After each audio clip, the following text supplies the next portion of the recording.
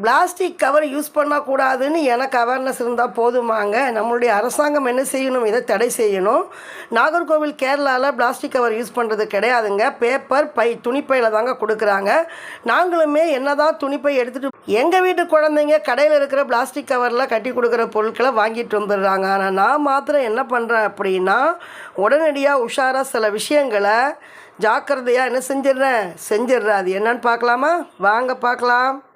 முட்டையை அப்படியே எடுத்துகிட்டு போய் நீங்கள் என்ன செய்யாதீங்க, ஃப்ரிட்ஜில் வச்சிடாதீங்க. எல்லா முட்டையும் இந்த மாதிரி தண்ணியில் போட்டுக்கோங்க. முட்டையை ஜாக்கிரதையாக வைக்கிற மாதிரி தாங்க பேசும்போது வார்த்தைகளையும் ஜாக்கிரதையாக பயன்படுத்தணும். அடுத்தவங்க புண்படும்படியான எந்த வார்த்தையும் நம்ம பேசக்கூடாது.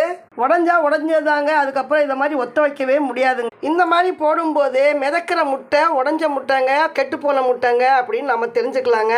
இப்போ அதை எடுத்து போட்டுருவோம் வெளியே. இப்போ மஞ்சத்தூள் போட்டு இப்போ முட்டையெல்லாம் ஒன்றொன்னா டவல் போட்டு தொடச்சி